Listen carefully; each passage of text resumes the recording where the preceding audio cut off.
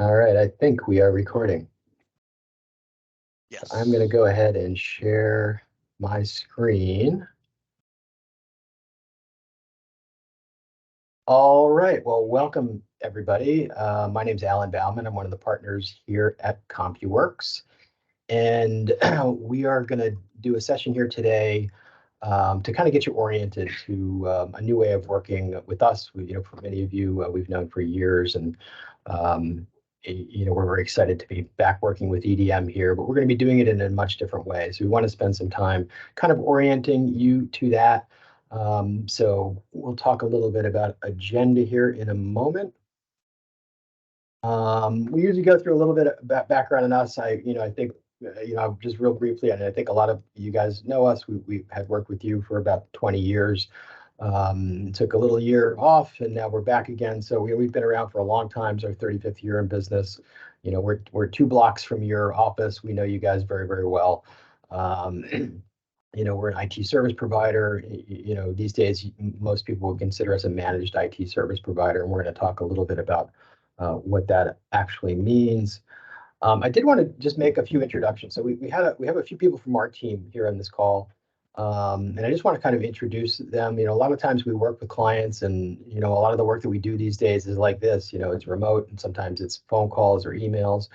So you don't often get to sort of meet people face to face. So just wanted to kind of do that. So Dan Wrench is somebody, and not all these people are on the call. Dan Wrench is somebody that probably a lot of you folks know. He was really your primary point of contact for many, many years at EDM, and is still going to be very involved in the relationship that we have moving forward. His role will be a little bit different. He's going to be more big picture strategy, budgeting, help moving you forward rather than, sort of the hands-on technical stuff for the most part. Jill Senecal, who I think just walked away from her desk, is your account manager. And yeah, there you can see Jill. So Jill, did you work with EDM in sort of our past life here? You did. So you probably know a lot of these Yes, I folks. sure did. I worked with EDM for, oh my gosh, Dan and I have worked for years with EDM. Great client, and we loved working with you folks, and so happy that you're back working with us. It's going to be great. Yeah, yeah. We like our clients. We like you guys. So we're very happy Yeah, to have you back absolutely. back in the fold. So, and Rick Salatino is with us here. Hey, Rick. Rick is our support services manager. So a lot of what we're going to talk about today in terms of service desk and getting help when you need it, that sort of falls under Rick's plate. Yep. Welcome. And yeah, we also have Scott Haviland, who is, part of the team that manages and leads that. Very, very important role. And also Sean Hayes, who is probably going to become a familiar voice on the phone for many of you. You'll interact with Sean in terms of scheduling and lots of things like that we'll get into. So Scott and Sean, good to have you with us. Matt Vella is not on the call, so Matt is somebody who you will get to know. He'll spend some time on site with you doing some proactive work. And also Lois Spatsios is here. There she is. So Lois is the champion of our security awareness training program. And we're going to talk a little bit about that today too. So we wanted to have her on the call as well. So here's our agenda. We want to talk to you a little bit about what we call our Healthy IT program. And so, for those of you who've been with EDM for a while and sort of remember how we worked together in the past, the way we worked with you back at that time was really a pretty old school way. It was just time and materials. Everything was, what we consider to be break fix. So there was not a lot of structure around the engagement. You'd call us when you needed something, and if you didn't need something, we'd go away. And so the world of IT services has really changed pretty dramatically from those days. And we've been around for a long time, so that's how we sort of grew up, and that's how we began working with you, and we just continued working with you that way. But really, the more modern way to engage with a client is via a more structured managed service program. And with a managed service program, it's really the IT partner that takes the leadership role in terms of what it is that's being delivered. So it's a collection of systems and processes and technology tools and resources that are all kind of rolled together into one sort of plan. It doesn't really vary from client to client. And I think that the basic premise is that you probably are in a situation where your IT partner is going to maybe know a little bit more about what you should be doing. And so, you're really taking the leadership of your IT partner and having them sort of drive the relationship forward. So it's a different way of engaging with you, I think, is the point than we've had in the past. So we talk a little bit about what that means. We're also going to talk about our service desk, which for most of you is how you'll know us. It's the resource for, hey, I got a problem. What do I do now? We're going to talk about the security awareness training program, a little bit about cybersecurity, which, obviously is a big issue these days. So we want to touch on that, and then we'll give you plenty of time for questions, and that'll be it. We've scheduled an hour. A lot of times it doesn't take an hour, so we'll go as fast or as slow as you want. If you want to interrupt and ask questions along the way, please feel free, just jump in. Okay, so Healthy IT program, I mentioned, this is our fully managed outsourced IT program. So it's a collection of roles and responsibilities, and it kind of mimics what you would have if you were a bigger organization and had a full IT department. But it's really scaled to fit businesses like you. So, our clients are anywhere from 15 to 20 employees up to several hundred employees, and this model fits very well in that space. If you were much bigger than that, you'd probably have your own IT team. If you're much smaller than that, you might be doing something a little bit differently. But where you are, this is really the predominant business model these days. And what our sort of slant on that, or what our focus has been here over the last 10 or 12 years, that this has been our primary business model, is on the business impact of technology around planning and budgeting and making sure that we're moving your systems forward and that you're getting a return on your investment. And we mean that from a business standpoint. So, yep, we've got the engineers and all those kind of technical resources, but we also want to make sure that technology is working for you, and that next year you're able to leverage technology maybe in ways that you haven't in the past. And there are pieces of the program that are designed to do that. So, the building blocks here, again, of the program, and, some of you will be involved in some of this, but, this is maybe more for your information for a lot of you, but IT strategy and planning. So this is led by a role that we call Virtual Chief Information Officer. This is a role that Dan Wrench is going to play. So really leading those discussions around, hey, what's working, what's not working. There's different inputs to this process. We'll probably form a small IT steering committee. As a matter of fact, I think you already maybe have one, which is great. That committee will meet a couple times a year, and we'll talk about, things that we see, as we kind of, rebuild our relationship with you. Here's some technical things that we see that you should be thinking about. You all tell us some things on the business side that you're planning, and, hopefully, those will come together into IT plans so that, the spending and investments that you make in IT are structured and planned and budgeted and not done as a surprise. So that's a big component of what we do. Proactive network administration, alignment with technology standards and best practices. It's kind of a mouthful, but basically it's a way of saying that, we want your business to be aligned technically with what we know best practices are. And that's something that's always shifting. And, for example, do you have MFA enabled on Office 365? Are your passwords complex? I mean, it gets down to sort of that level of nitty gritty. And so it's a checklist kind of thing, and it's very proactive. And so that's the role that Matt Vella will play. And that role is called Technology Alignment Manager, or we just refer to it as TAM.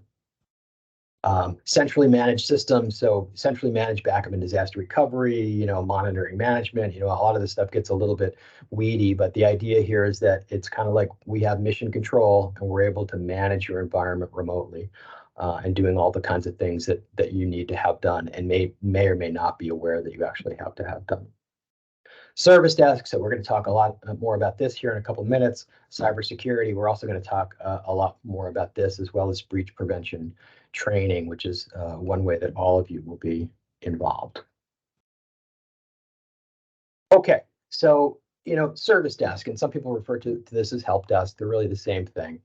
It's the resource that we have in place for fixing problems. Okay, and what we like to say is, if it worked yesterday and it doesn't work today, that's when you call service desk. So service desk isn't really the resource for deploying new things. Those things come out of the planning process, the budgeting process. They're usually spun up as projects. But service desk is the right place for resolving issues that you have, and they can be small issues, big issues, whatever they are. We can resolve most of these issues remotely, and you guys are 2 blocks away, so we might come visit you once in a while anyway. But we do resolve most of them remotely, and it's because it's quicker. We've got the tools to do it. It's a simpler way to do it. It's a little less disruptive. The team that we have on service desk, and again, this is Rick and Scott and Sean are kind of the pilots and co-pilots of this group, are dedicated to the task. So I want to say we have about 10 on the team, more or less. Rick, Yep. Is that about right? Okay. Yeah, that's about right. Yep. Yeah.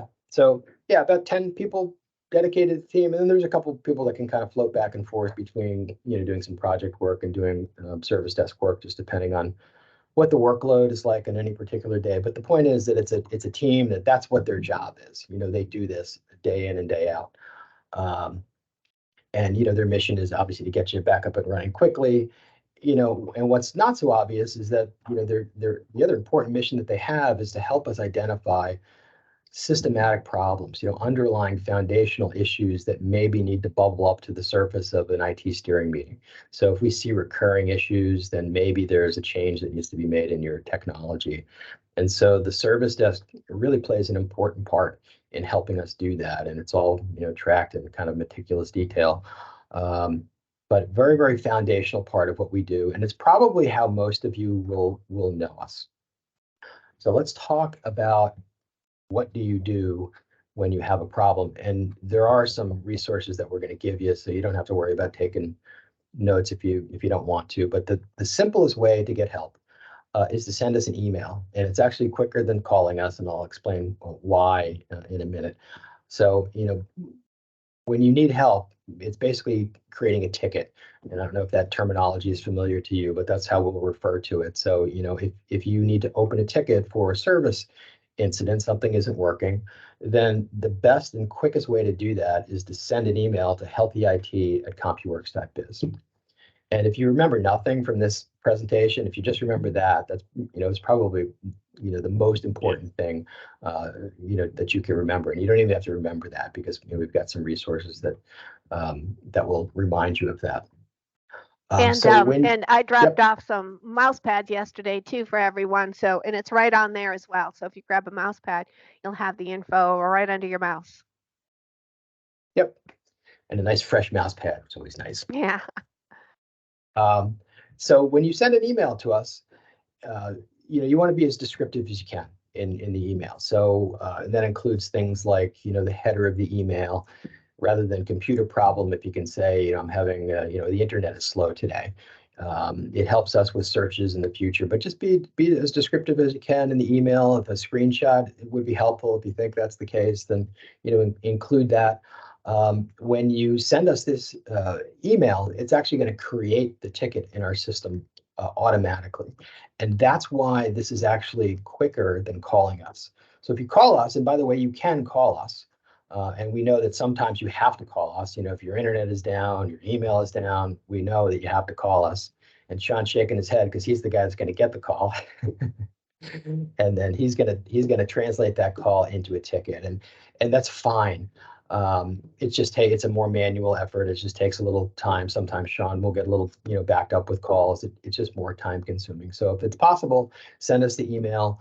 That gets you into the queue right away. If you can't, this is our phone number here, and you'll have that on some reference materials too.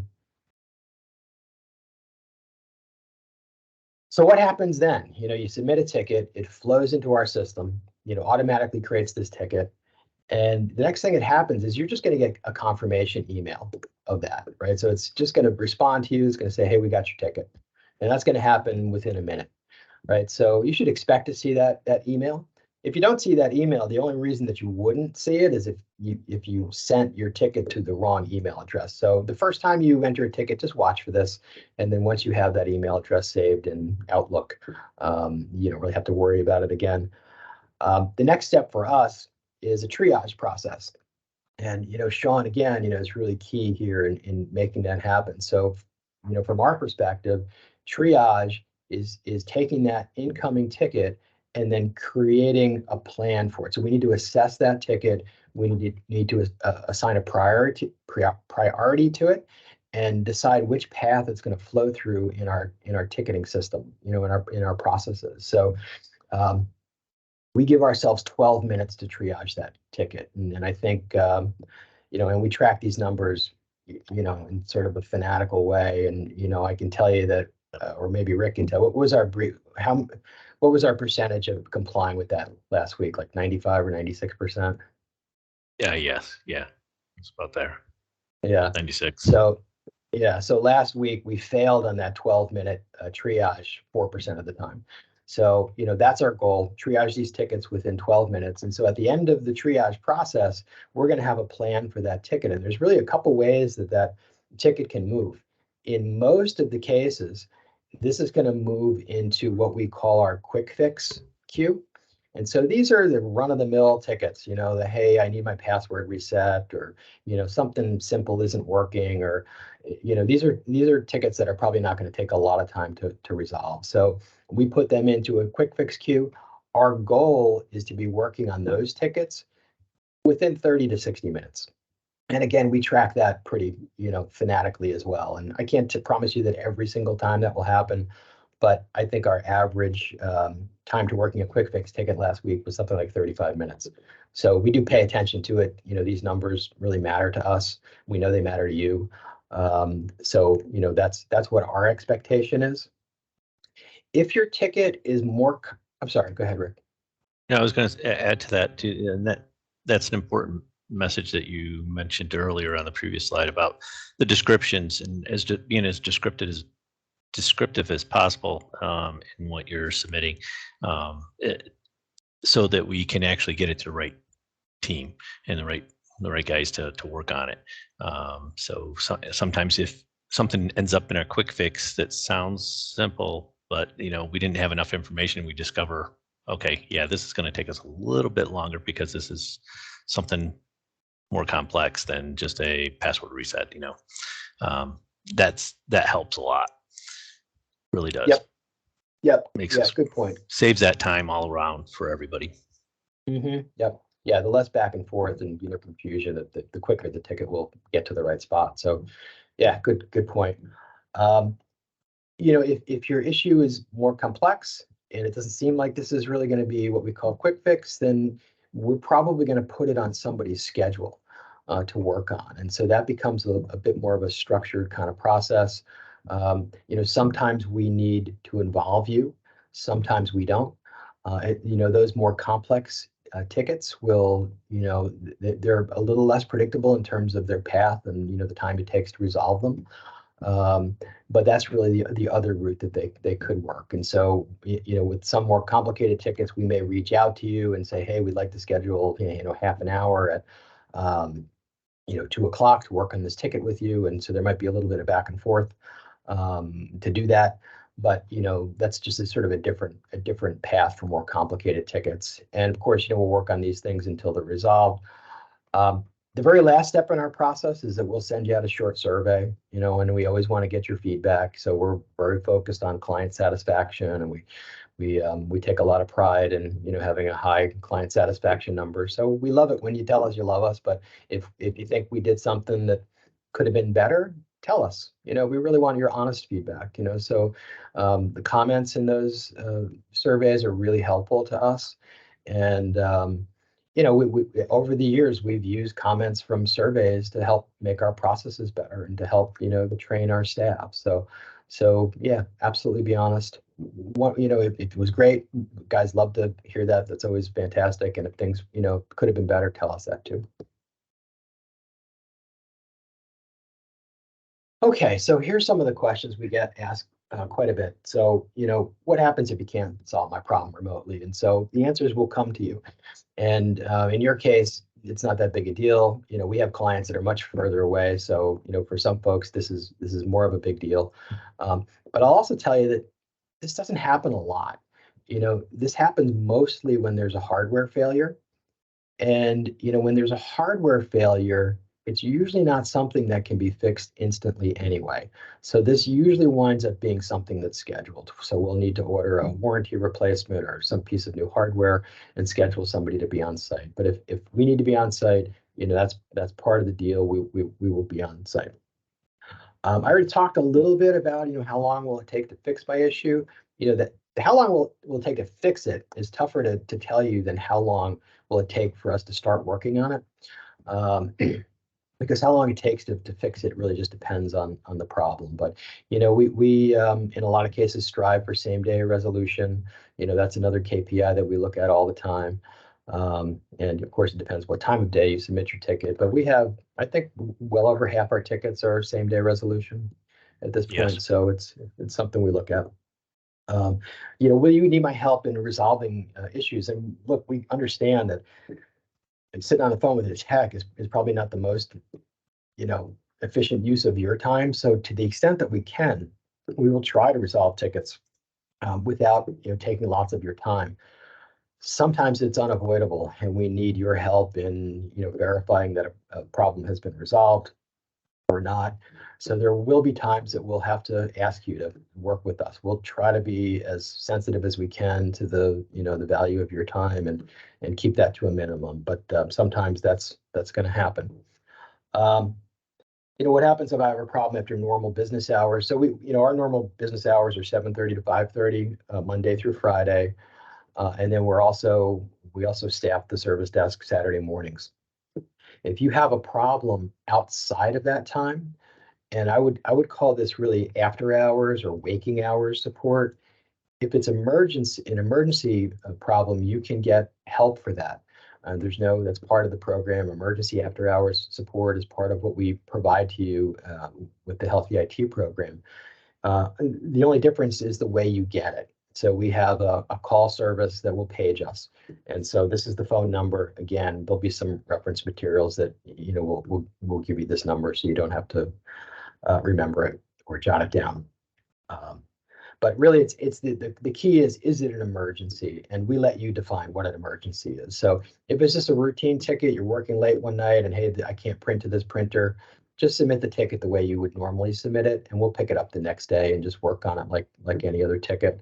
But if it's an emergency, you've got a proposal, it's got to be out by midnight because there's a bid deadline and I can't print to this printer. And so maybe in that case, it's an emergency. So we leave that up to you. You decide whether this is an emergency. And this is the card that we have. And Jason, did you get this? I think I sent this to you yesterday.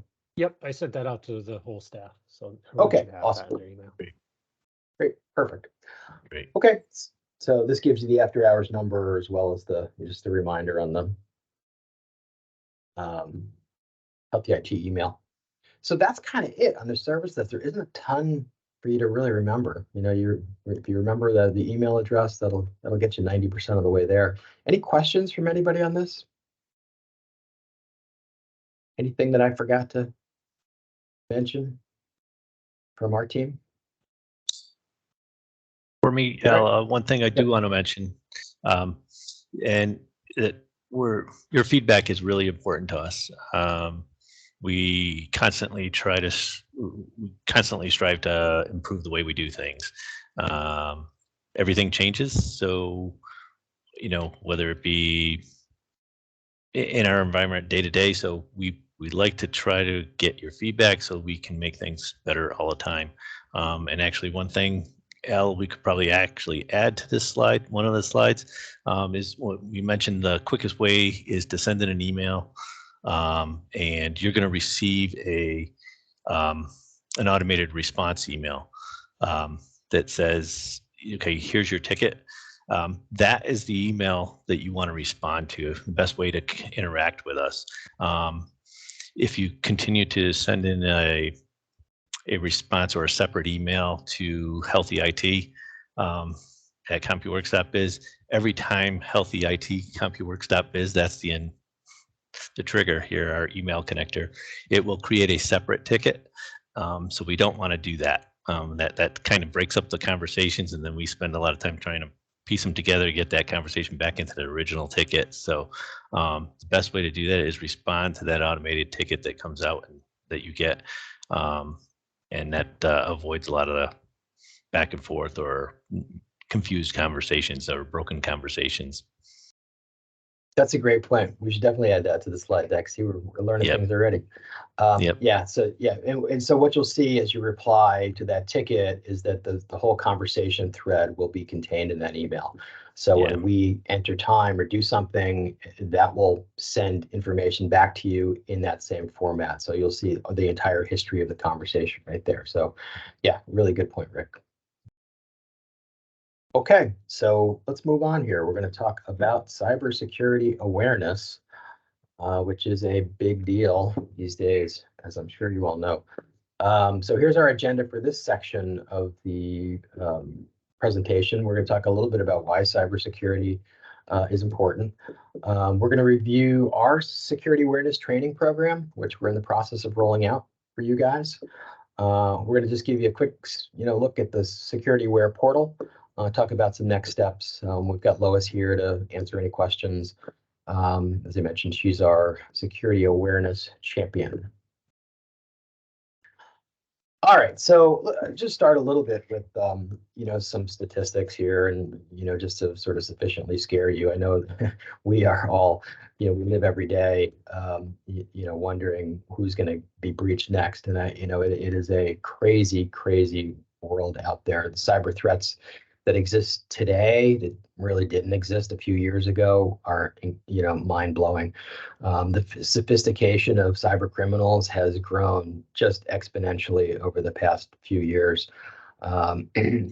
We have clients that are breached occasionally, and I think we've lived through 3 of them in the past 6 months, and I'll tell you, it's not something that you want to go through. And here's some cost estimates here: $10.5 trillion in cost of cybercrime by 2025.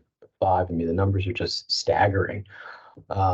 Sometimes people think that small businesses, who cares about small businesses, right? But nothing could be further from the truth. And, I think the reality is that cyber criminals know that small businesses are easier to breach than large businesses. And they're happy to, knock down anybody's walls and see what they can get out of them. You are definitely not immune by being a company of 20-something people, just like we're not immune. And the clients that we have are all kind of in that bucket of small to mid-sized companies, and they are definitely under attack all day long. There's something that a lot of people don't really realize. People think of a cyber incident or a breach as an event. It's hey, the hackers got in, and then 2 minutes later they encrypted my entire network, and now they're holding it for ransom. And that's the classic ransomware model that the criminals have used for years now. What most people don't realize is there's a big step in the middle, and it's the step where the bad guys are in your house, but you don't know it yet. And so this period is called dwell time. And so the average dwell time as of, I think, last year was 206 days. So think about that. You've got cyber criminals in your environment for over 200 days. And while they're there, they're looking for anything they can get: credit card information, personally identifiable information, health records, anything that they can monetize on the dark web. They're going to try to steal. They may install a keylogger on your system to try to catch you logging into your bank so that they can log in after you. So there's a lot of damage that these cyber criminals can do even before they've launched the ransomware attack.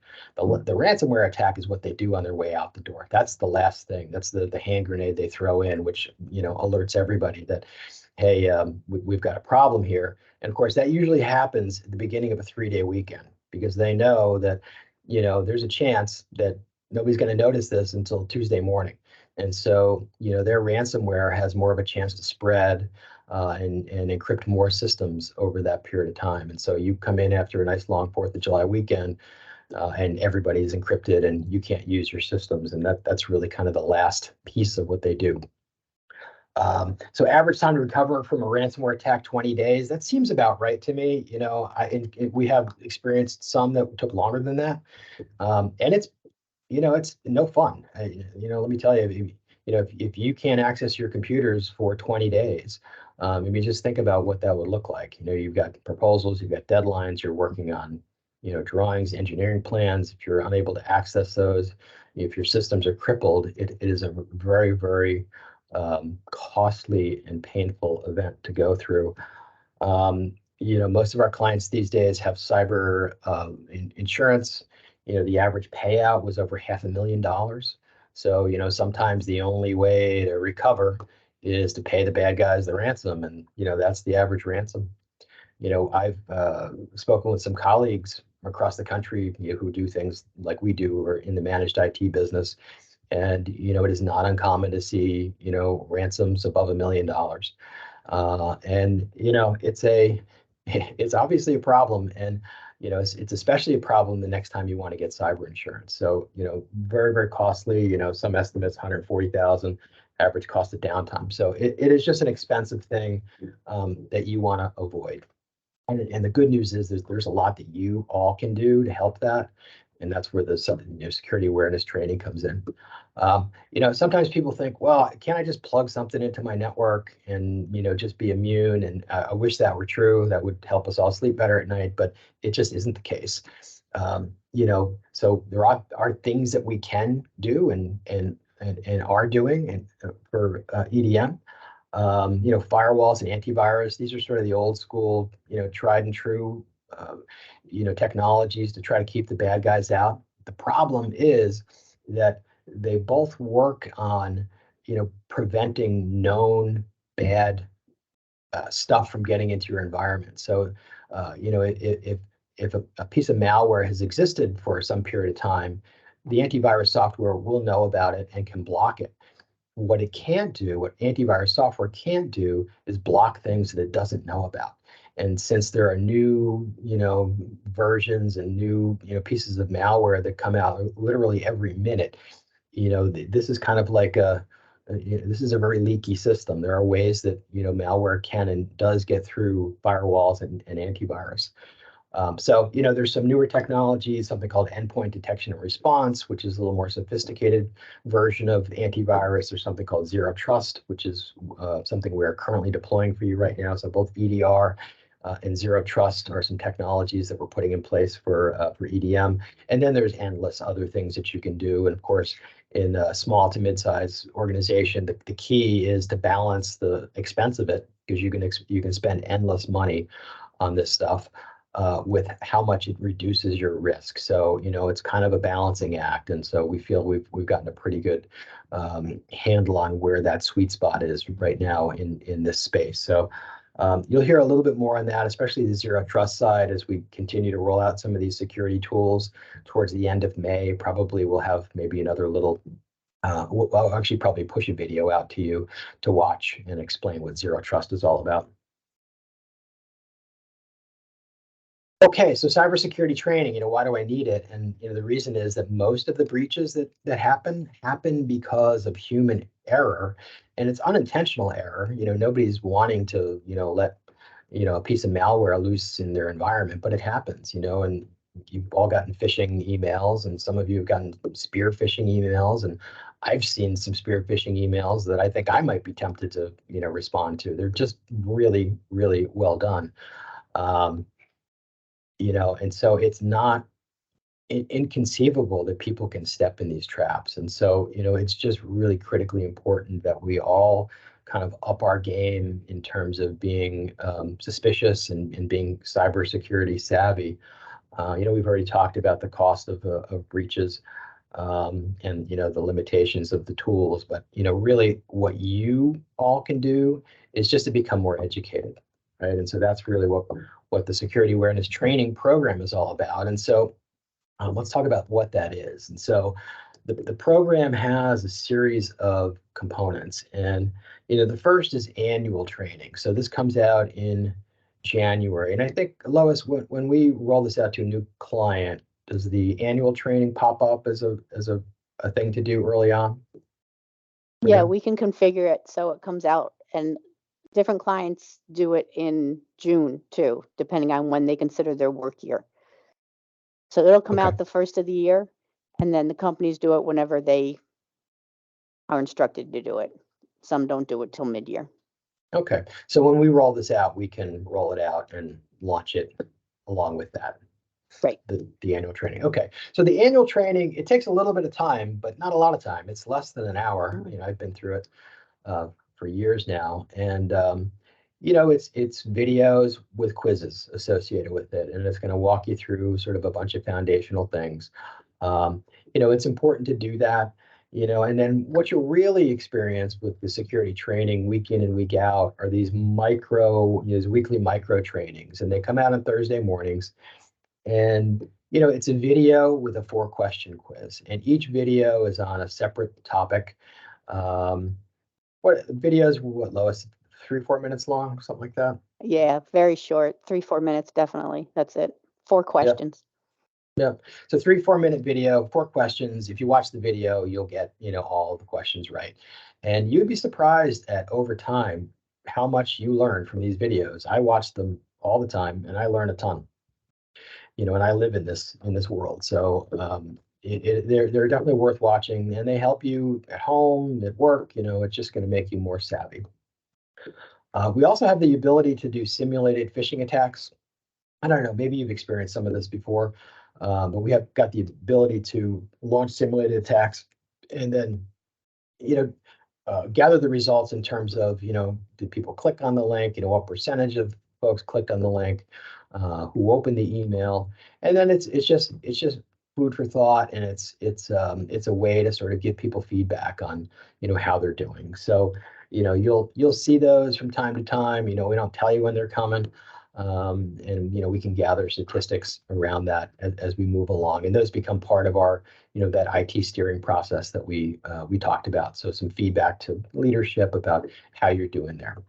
And dark web monitoring is also part of this. So was a login of yours or an email of yours involved in a data breach? It'll show us things like that. So I want to talk a little bit about something called employee secure score. So this ESS score. So you will have an ESS score individually, and you'll also have an ESS score as an organization. The scores are anywhere from 0 to 800. 800 would be a perfect score. And, they break them up into sort of the red, yellow, green zone. So you want to try to keep your score in the green zone, which I think is above, is it 625 or something like that, Lois? 630.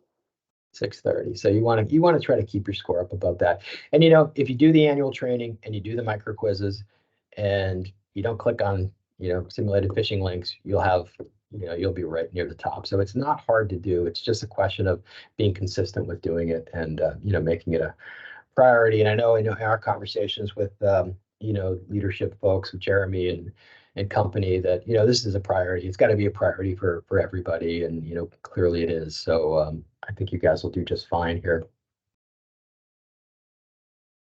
And this is just a quick peek at what the actual portal looks like. So when you log into the security awareness training portal, this is what you'll see. So you got a upper left hand corner here is the ESS score. So this is 742, so all green. So you'll get the sense of this. You can also click on the dark web tab if you wanted to see if your email was involved in any breach. Anything else on this portal, Lois, that you want me to point out? No, once we can give a quick rundown for whoever's going to manage it and what they can access and how they can create reports and get scores and things. But I don't know if this is the right time to do it. Yeah, no, probably not for this group, but okay. And then let's see. Okay, so next step here. So where are we in the process, Lois? We haven't actually sent out invites yet. Is that correct? Correct. Everyone's set up. I think I have 20 employees listed. I can double check. It's 20 or 22, somewhere in that range. And I just have to click a link and send the welcome email once the company's comfortable with me doing that. Okay, so we wanted to have this training before we did that, but we will probably this afternoon, we will launch those invitations to you, and that will get you started. And I think that's it. Anybody have any questions about this piece of it? Okay. Any questions about anything? Jason, you have anything you want to add to any of this? I do not have any questions myself at this time. But okay. Thank you for the presentation. This has been great. Okay, great. Well, I think Yeah, thank you. It's about, this is Ken Griffin. I worked with you guys for years and years, and I'm happy to see you guys back and working with us. So, I know Hey, Ken. I worked real closely with Jill and Dan and the rest of your Sure. team. So, Yeah, for a long time. All right, well, great. So yeah, we're super excited too, Ken and everybody, to be back in partnership with EDM. So, all right, I guess that's all we got. So I'm going to end this recording. Jason, I'll get this off to you. You can post this for anybody that wasn't here, and we're ready to start taking tickets. I think Monday is what our target date is. So, yeah, any questions, just reach out.